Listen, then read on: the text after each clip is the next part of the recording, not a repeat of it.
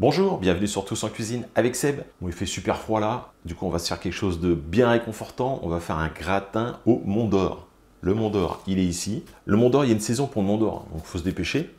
Bon, il y en a encore, on a un petit peu de temps devant nous, mais bon, faut y aller. Allez, Mont d'Or, gratin au Mont d'Or, super.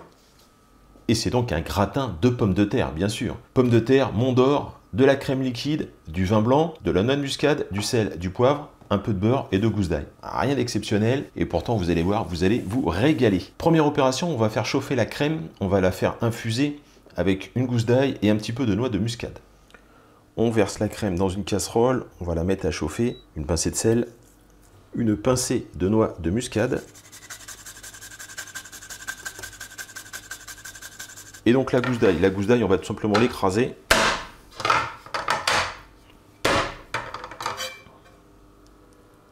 Dès que c'est chaud, on coupe le feu et on met de côté pour 20 minutes. On va maintenant s'occuper des pommes de terre, on va les peler. Une fois qu'on a pelé les pommes de terre, je les ai passées sous l'eau, je les ai bien essuyées et maintenant on va les couper à la mandoline. Faites très attention avec la mandoline, c'est l'ustensile le plus dangereux de la cuisine. Pour se couper des escalopes de doigts, il n'y a pas mieux. Voilà, donc on essaie de couper quelque chose d'assez fin, comme ça.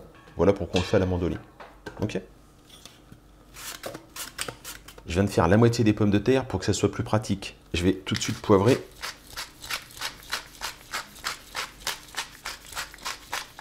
On va saler aussi. On mélange.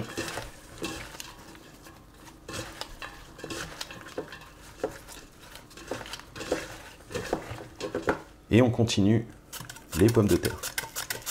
Et on fera la même chose à la fin. On va ressaler et poivrer celle du dessus. Et on mélangera le tout. Alors ça, vous le faites au dernier moment, hein, quand la crème, elle est prête, elle est infusée. Parce qu'on va tout de suite mettre ça dans un plat à gratin avec la crème. On récupère un plat à gratin adapté aux quantités.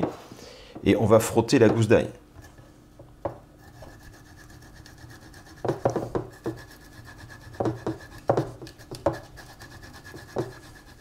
Une fois que c'est fait, on va venir déposer des petits morceaux de beurre comme ça au fond.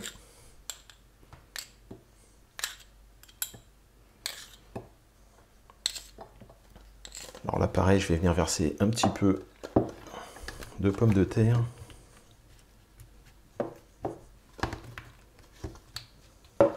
Et je vais mettre par-dessus mon mélange vin blanc et crème. On récupère l'infusion, on verse la moitié. On fait attention de bien bloquer la gousse d'ail. Je la vois pour là, mais...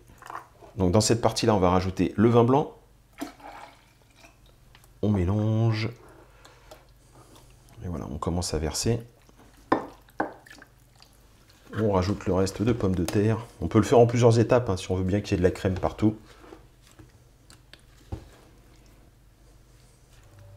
On prend le plat gratin, on le passe au four une demi-heure à 210 degrés. À la fin de la demi-heure, on va le sortir. On mettra le reste de crème et on mettra aussi les morceaux de fromage, donc le Mont d'Or. Une demi-heure de cuisson. On va maintenant rajouter le reste de la crème.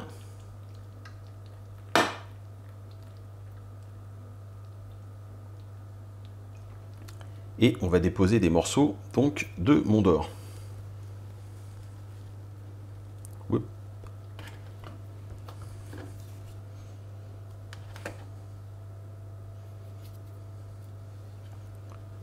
Voilà, on découpe comme ça des morceaux et on vient les disposer. Bon, on va en mettre partout, hein, tout simplement.